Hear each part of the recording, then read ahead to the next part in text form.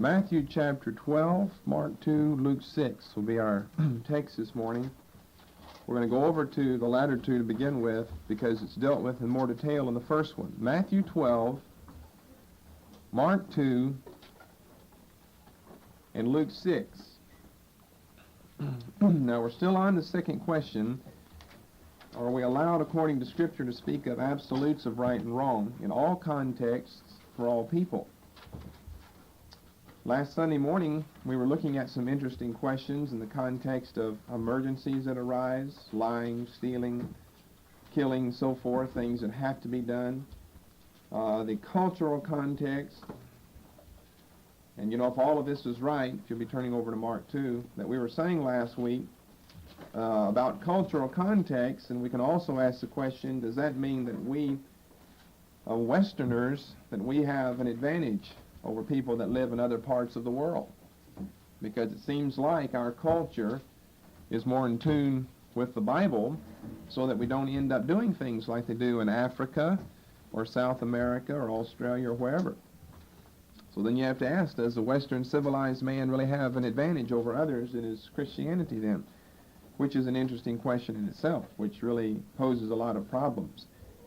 Mark 2, verses 23 through 28 is the shortened account of what we're going to be looking at. I know some people go on vacation. It was the wrong time to go on vacation in ethics, and they said so before they left, so I'm not chiding them. That was what they said. But that's all right, because I doubt we'll get through with it this morning, and maybe they'll be back by next time. And it came to pass that he went through the grain fields or the corn fields on the Sabbath day, and his disciples began as they went to pluck the ears of corn. The Pharisees said unto him, Behold, why do they on the Sabbath day do that which is not lawful? He said to them, Have ye never read what David did when he had need? This was an emergency here. And he was hungry, he and they that were with him. Now he went into the house of God in the days of Abiathar the high priest, and did eat the shewbread, which is not lawful to eat but for the priests, and gave also to them which were with him. He said to them, The Sabbath was made for man, and not man for the Sabbath. Therefore the Son of Man is Lord also of the Sabbath.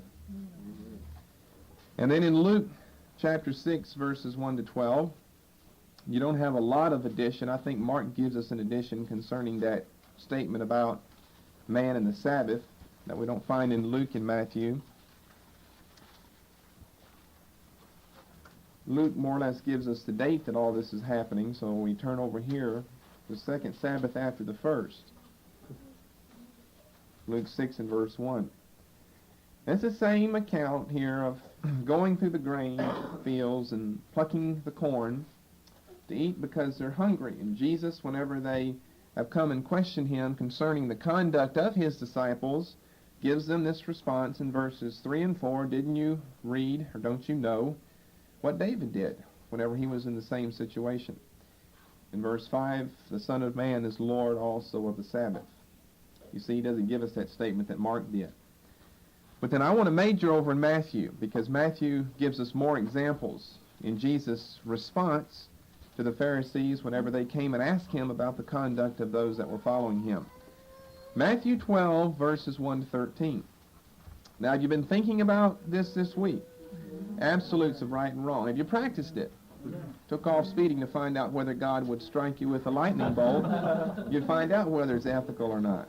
Well, sometimes judgment comes afterwards, the Bible said, instead of before. So just because you don't get judged right away doesn't mean that you didn't do anything wrong. But I have to remind you that we're in school. You need to think of that whenever you're here, that we're in school learning these things. I found whenever I was in school, those who thought of themselves as being a pupil, a student, were the ones who learned. And those who didn't. So we're going to be learning some things from Matthew 12, verses 1 to 13. Because if there's one passage that we have to turn to in attempting to answer this question, it would be Matthew 12. Well, you might have never thought of that. Probably no one would have. But you'll see what I mean in light of what we said, all of what we said last week about absolutes of right and wrong. Can you break one of these things, lying, stealing, committing adultery, killing, or whatever, in order to do good in some other area? Now, some of this you're probably familiar with, and maybe some of it you're not. But it's the examples that Jesus gives. It's this example, verses 3 and 4, and then he gives another one in verse 5. Then he quotes some passages in verse 7. And then it's all preceded and followed by events out of his own ministry. And the first of those being the going through the fields of corn or grain, and the second one, the healing on the Sabbath day. Now, I know you've all read various accounts in the Gospels about the healing on the Sabbath, and I don't know what you thought about that, but you have to come to an understanding of whether that was allowed or not allowed in light of the Old Testament. And assuming, for instance, that it wasn't, we know that Jesus did it anyway, then what was he doing if it wasn't allowed in light of the Old Testament? So I think the best thing to do is just to start off reading the passage, because it's longer and it says more than the other two texts that we just gave you. Matthew 12 and verse 1. By the way, the first question in ethics is definitely the most important, but the second one's the most difficult. That first one's fairly easy to answer. If you know anything about the Bible and you couldn't give me a good Westminster Catechism answer to that question, you could say, well, I think my highest goal is just to serve God. Well, that's it. You summed it all up there in one word. Or my highest goal is just to be a true Christian. Well, that's the same thing as we said. So it's pretty easy to answer that first one. It's very important. It's very, very important. Your whole life is governed by that. Because you see, your whole life is not necessarily governed by this. There are times when you're not confronted with some right or wrong. But yet you still need to be knowing and understanding at the same time what your highest duty is in life whenever you're just sitting there, not doing anything at all. But when we come to this second question, it may not be as important as the first one, but it's definitely a lot more difficult. Do you have all the answers yet from last week? It's a lot more difficult.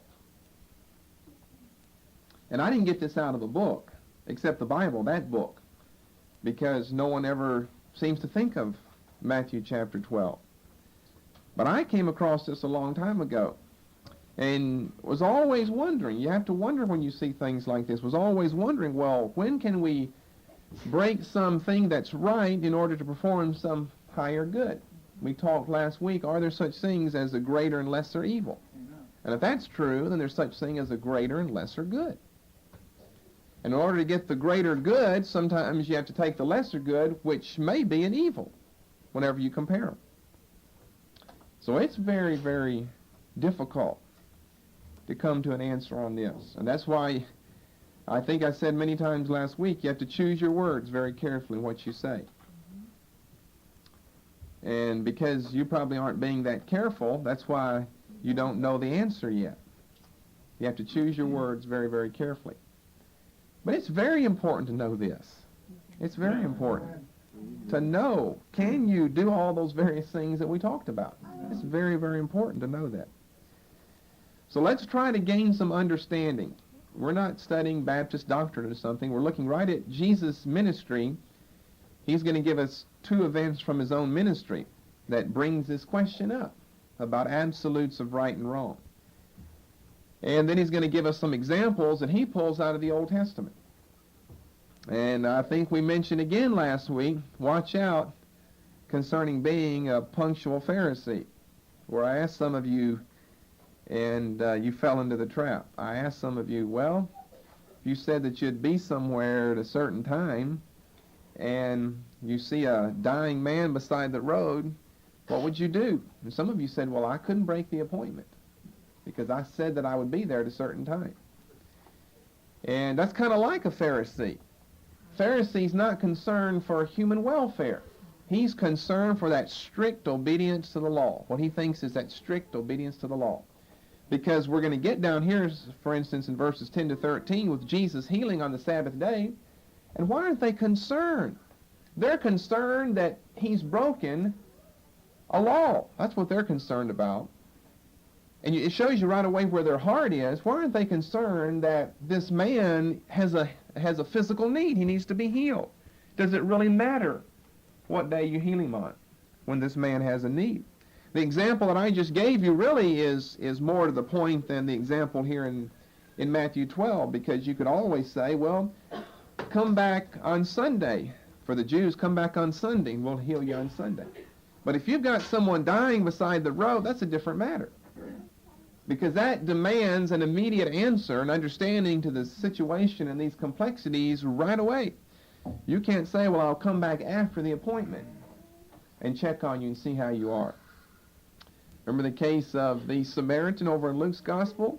All these other pious people are passing by simply because of the distinction in nationality. He was a Samaritan, and we've got these other Jews. And we've got a problem right away with that. And yet, lo and behold, look who does the right thing. Just supersedes all of these other customs and laws and things that have been established. Well, I don't mean to get too confusing on you, so let's stay with the passage. That time Jesus went on the Sabbath day through the corn, and his disciples were an hungered, and began to pluck the ears of corn and to eat. And when the Pharisees saw it, they said unto him, Behold, thy disciples do that which is not lawful to do upon the Sabbath day. Now we're going to be getting into each one of these examples by themselves, but you just follow along as we're reading along. Evidently, they're out traveling. We don't know exactly where they're going, but Jesus and his disciples are all together, and they're out crossing through someone's field. They're evidently taking a shortcut. They didn't take the road, they're taking a shortcut through someone's field, which brings up the question of trespassing, because obviously they're on someone else's property. You don't just grow grain right out in the middle of the road. You see, you have to read these things very, very carefully so that you can come up with answers to these things. Or you never think, well, he's trespassing. He's on someone else's property. No, they didn't just grow grain out in the middle of the highway or something. It's on someone's property. It's not his. He didn't own any property. He's always traveling around. They're taking a shortcut on some journey of theirs. And by the way, since it's on the Sabbath, they're traveling somewhere on the Sabbath. Before we go on beyond that, turn over to Acts chapter 1. Turn over to Acts chapter 1 in verse 12. Acts 1 in verse 12. Then returned they unto Jerusalem. This is after the ascension. We've got the 11 apostles out on the Mount of Olives. After the ascension, they returned unto Jerusalem from the mount called Olivet, which is from Jerusalem a Sabbath day's journey. What does that mean? That means that there was only a certain amount of territory that could be traversed on foot on the Sabbath day. And that set amount, I don't want to get into that. I know what it is, but I don't want to get into that right now. Let's just say it was 1,000 yards.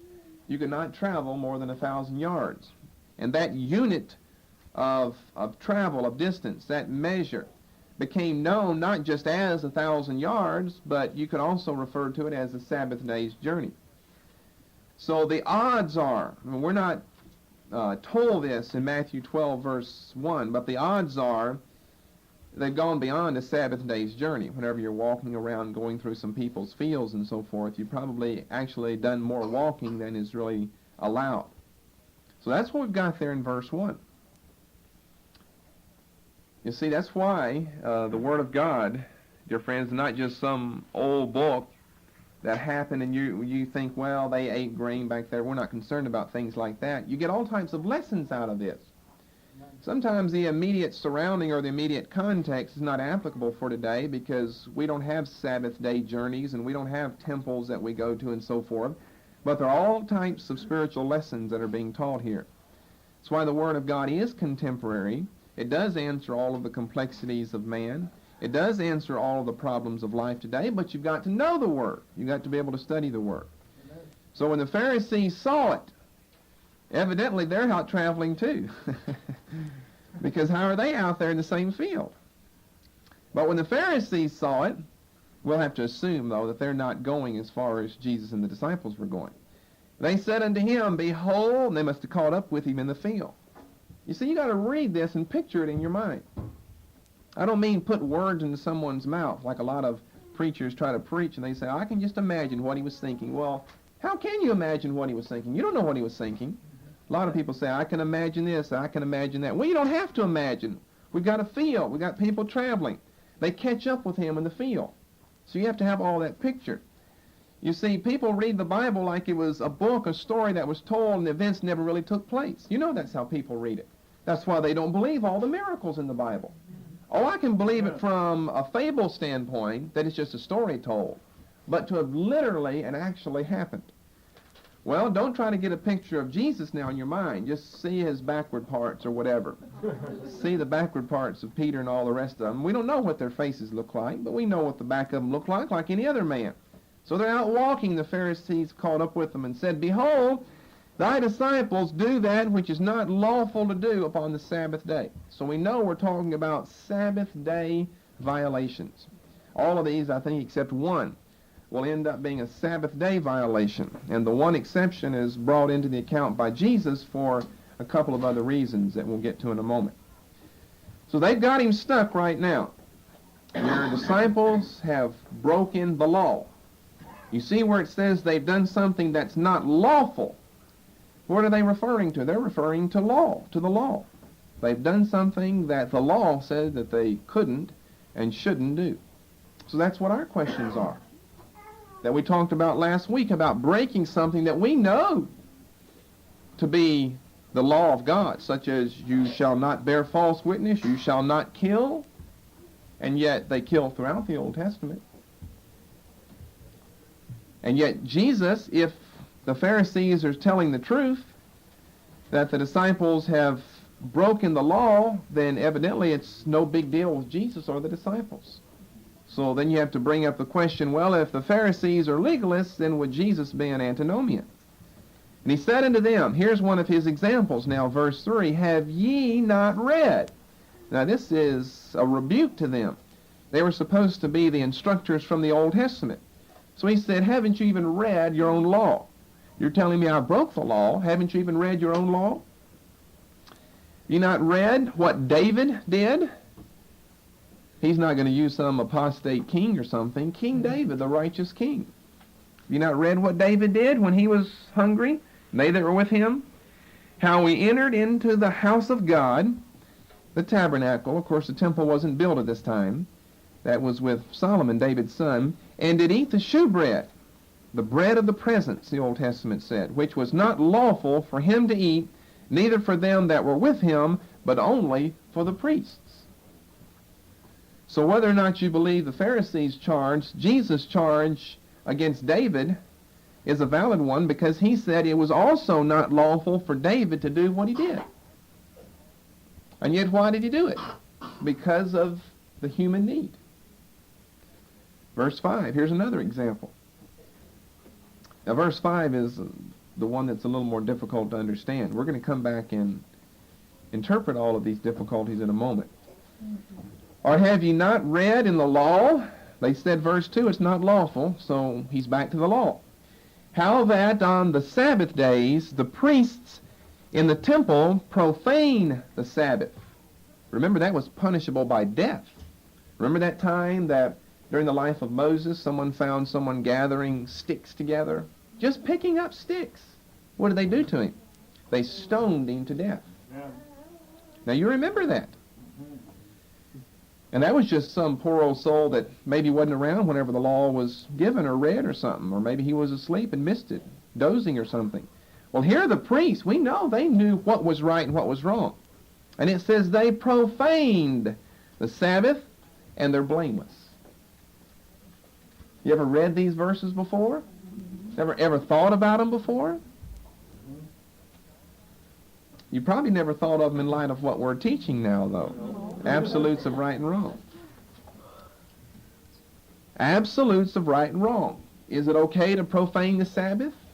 Well, he said that they did, and that they're blameless. So is it absolutely wrong to always profane the Sabbath? We're not talking now about today. We've got different regulations and different teaching for our day of rest as opposed to the Old Testament. We're just staying with the Old Testament now. Because you know that was one of the 10 Commandments. In 6 days you can do your work, and on the seventh day don't work, because the Lord made the heavens and the earth in 6 days, and on the Sabbath day he rested. He said, don't you work, don't your men servants, don't your maid servants, don't your cattle, don't your flocks, don't anyone, or the stranger within your gates work on the Sabbath day. And one man, all that he did was pick up a few sticks, and he was stoned to death for breaking the law that God had just revealed to his people. And yet here, the priests are excluded. Absolutes of right and wrong, well, obviously that couldn't exist here then. Verse 6. See, last week all we did was just talk around and around in circles. And now we're just looking right at the Bible. It's saying the same thing we did last week. It's talking around and around in circles. It's saying the law said don't do this, and yet they did it, and they're not guilty. Well, how are you going to explain that then? The law said don't do this concerning the Sabbath. Verse 5, they did it anyway. God said, well, that's okay. Well, then why make the law? Why give the law if it's not valid all the time? And he's not talking about New Testament now. He's talking about the Old Testament. Why give the law if you're going to let people break it with impunity? Say, that's okay. You are blameless. Not blameful, blameless. No blame's going to be placed on you for doing what you did. Well, it was on one poor individual. Too bad he wasn't a priest. Maybe he could have escaped. But I say unto you that in this place is one greater than the temple. But if he had known what this meaneth, I will have mercy and not sacrifice. He's quoting from Hosea chapter 6. Ye would not have condemned the guiltless. So his disciples are guiltless, David is guiltless, and the priests, verse 5, are all guiltless. For the Son of Man is Lord even of the Sabbath day.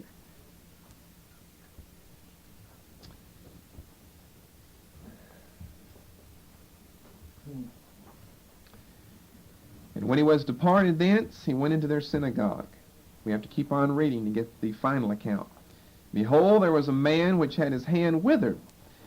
And they asked him, saying, is it lawful, we're back to the law, to heal on the Sabbath days, that they might accuse him? Now, he's in the synagogue here. And they bring this man before him. Probably they've planted the individual there. And he said unto them, what man shall there be among you that shall have one sheep, if it fall into a pit on the Sabbath day, will he not lay hold on it and lift it out? How much then is a man better than a sheep? Wherefore it is lawful to do well on the Sabbath days. Then saith he to the man, stretch forth thine hand. This was the man with the withered arm. And he stretched it forth, and it was restored, whole, like as the other. So you see, the picture that you get of Jesus is a picture of antinomianism. The law has been given in the past, and yet he's not trying to, even in the Old Testament covenant dispensation, keep anyone bound to the law. Especially when he says there in verse 7. He's talking, in other words, for instance, in verse 7, about heart attitudes versus the literal outward deeds and actions. If he had known what this meaneth, I will have mercy and not sacrifice, I will have mercy and not sacrifice, she would not have condemned the guiltless. Well, I think we've raised these questions before. Can you have a right attitude and a wrong deed and be justified in God's eyes? A right attitude. He said, I'll have mercy. And he's talking not about what's done here, but about the attitude of all of it. And not sacrifice. You see, mercy is something inward. Sacrifice is something outward. Not the outward deed. He said, if you would have known that, you wouldn't have condemned the guiltless. Can you mean to do well? Mean to do well. Honestly, mean to do well. And do wrong, and it still be okay. So that's talking about a right attitude and a wrong act, and then of course you can turn that around. You can have a wrong attitude. Can you have a wrong attitude and a right act? And is that allowed in Scripture? So all of this, you see, is touched upon in, I can't think of any better place than the first 13 verses of Matthew 12. So let's start looking at these examples. See how far we can get with these examples that we have. First of all, let's deal with the Sabbath grain example in the first two verses. The Sabbath grain example. Because this is the point I want to make. Now, you're probably going to all say, amen, that's what I thought the little catch to the story was, but don't say that because it's not. So let me just say that before you say what you were going to say. Let me say this, that you have to be able to make a distinction in these 13 verses and these various cases that we find here between a true law of God in the Old Testament and the laws of the Pharisees. But that's not the catch to the story, because you can know that and you're still going to end up messed up if you don't know something else besides that. So you might want to mark that down. You've got to be able to make a difference here, a distinction, know the difference, and make the distinction between what's the true law of God and what's nothing more than a misinterpretation of these legalistic Pharisees. Because that's going to help us in some of the examples, and other ones, it hurts us. But it'll help us in the first one. So we're looking at the Sabbath grain example. Now, they've not brought up several different things they could have. Number one, they've not brought up the journey that he's taking. Let's assume that he's going further. I mean, if you study the Gospels, you see that Jesus did. On many occasions, whenever the Sabbath was there, he went further than what we call a Sabbath day's journey in Acts chapter 1. So in the first place, they don't bring that up. The second place, they don't bring up trespassing. And then in the third place, these are all things that could have been discussed, you see. In the third place, they don't bring up the question of theft, which is really the first one you would think of. If you've thought enough to realize that you're not going to have grain planted out in the middle of a river, out in the middle of the road, you're going to have it on someone's private property, they're cutting corners going through someone's territory, and if that's not bad enough, they're taking someone else's food that they worked hard to plant, that they're going to have to work hard to reap in the future. So that's the first thing that should come to our mind whenever we look at this, is the question of theft. Have they been guilty of stealing? But you see, the Pharisees don't even raise that at all. Why? Well, they knew, again, their law. Back to Deuteronomy. Deuteronomy chapter 23 and verse 25. They knew one of the provisions that the law had made. Deuteronomy 23:25. You see, the law on many occasions was a harsh law that was given, Hebrews 12 tells us. But at the same time, you see the mercy of God and his concern for people manifested time and time and time again, especially in all of these civil laws that were given. And here is one of them, the last verse of Deuteronomy 23. When thou comest into the standing corn of thy neighbor. Well, this, by the way, tells us why they didn't bring up the question of trespassing, because they weren't trespassing. Just the very first part of the verse tells us that it's allowed. When, not, well, whenever you come in there, now that's going to be trotting on someone else's territory. No, it just assumes that it's allowed. This is a law that Moses is giving. When thou comest into the standing corn of thy neighbor. So they're not going to bring up trespassing. They're not going to bring up the travel, because maybe they don't know how far he either has been or is going. And they're not going to bring up theft because of the rest of the verse. Then thou mayest pluck the ears with thine hand, but thou shalt not move a sickle unto thy neighbor's standing corn. So this is why the subject of thievery does not even enter into the picture in the first two verses of Matthew 12, because the Pharisees knew enough to recognize that just to take someone else's grain, as long as you're not putting a sickle to it, you could just pick some with your hands and eat it, that was allowed. But that had to be on the other 6 days of the week and not on the Sabbath day. So that's really not their problem. Their problem is not thievery. Their problem is not trespassing. Their problem is not how far he's traveling. Their problem is the plucking of the corn, or the plucking of the grain. In the Jewish Mishnah, in the Jewish Mishnah, of the 39 categories of work, the third one concerned reaping, which was a sin for the Sabbath day. If you turn back to Exodus 24 and verse 21. Of the 39 categories of work in the Mishnah, the third one concerned reaping, which was a sin on the Sabbath day. Exodus 34 and verse 21.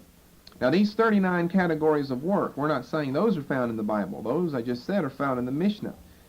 But the third category, reaping on the Sabbath day, is found in the Bible as being wrong. Exodus chapter 34 and verse 21.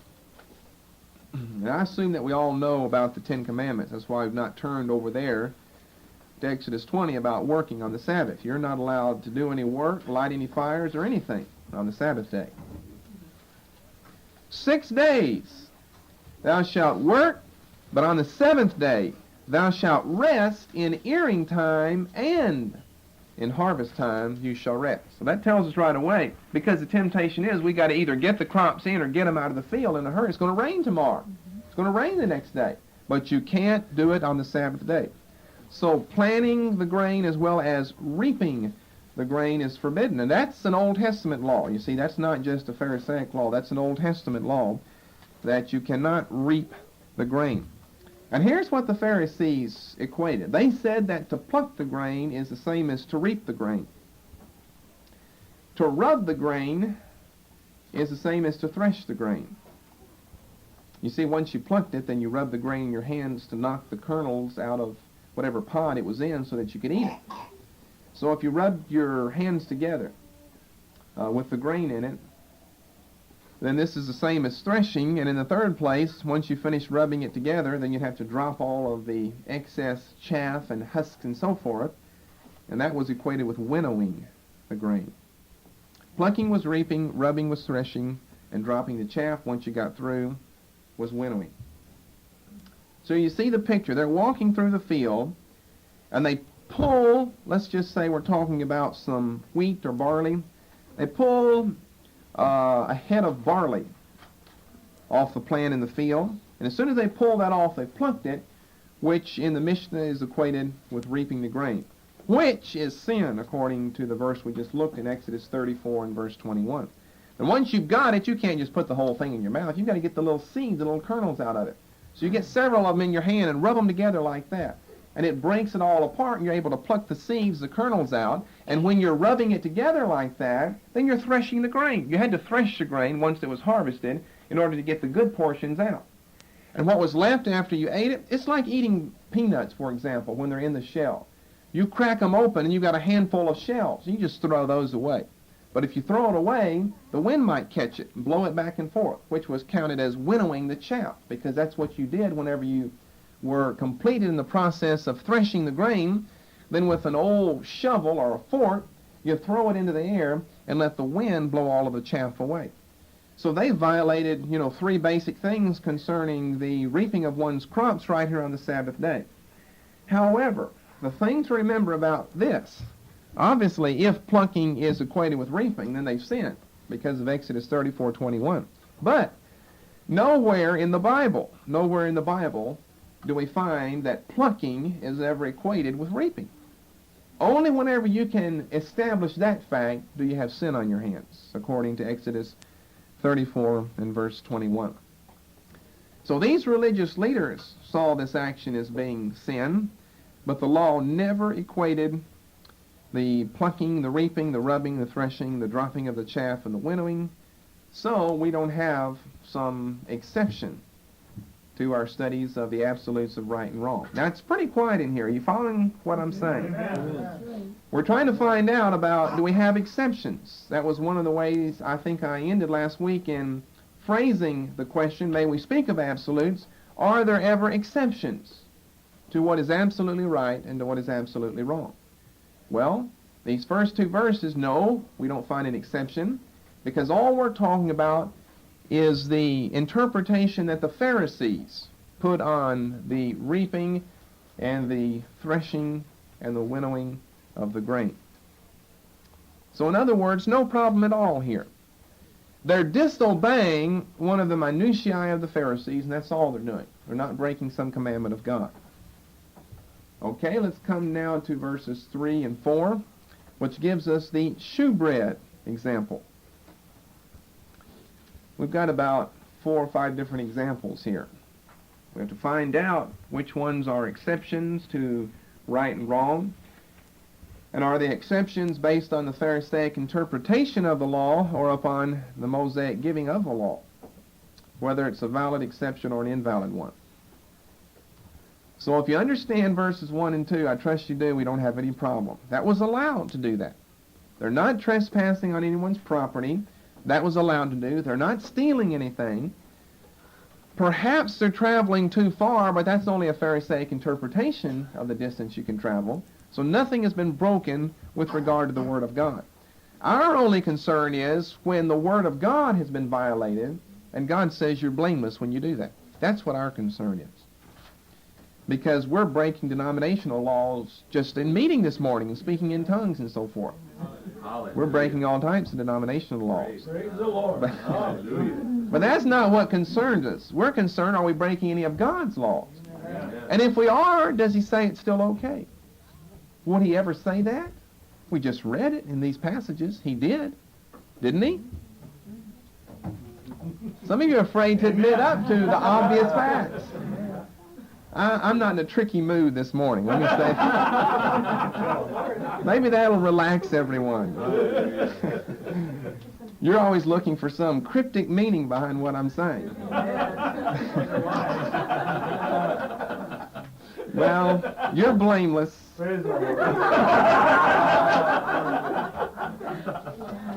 Hallelujah. Sometimes I'm in that mood. I'm not. I'm trying to get you to see something very important this morning. Last week we just tried to get the old-timey gears, rusty gears working in your mind to get you ready for this morning when we come to this. So now that we're here, I was asking you, did God ever say, don't do it, and then he said it's all right to do it later on? Well, we just read it. Let's get into verses 3 and 4. So Jesus now is going to reply to them. Many times whenever they bring up some problem to him, he never answers the question, but he raises opposing questions. Why? To get them to think. It's easy just to spout off answers. It's another thing to get people to think.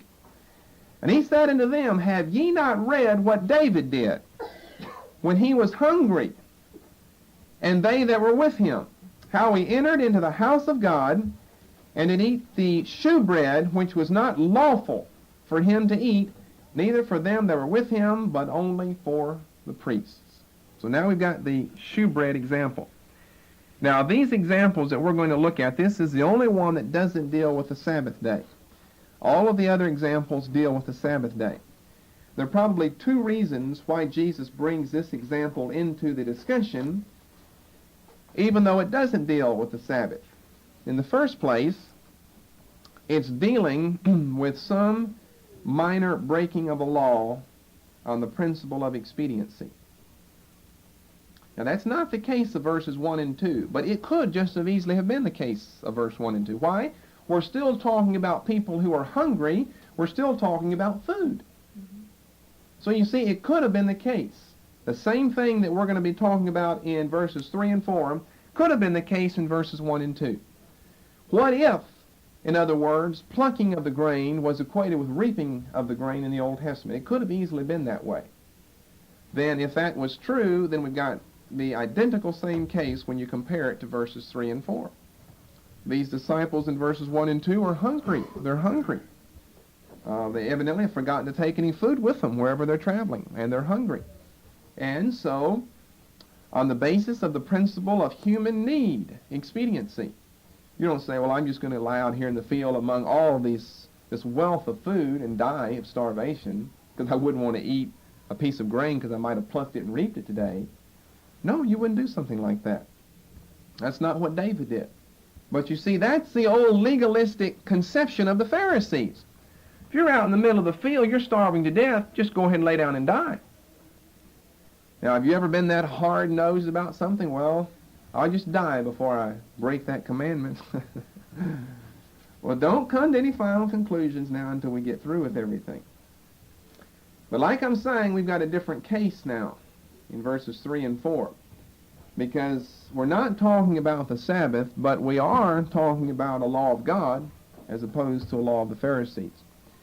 So since we aren't talking about the Sabbath, we raise the question, why does Jesus introduce this into the story? And I said in the first place, because it concerns a minor breaking of a law on the basis of expediency, which is similar to all of these other accounts that we're going to look at.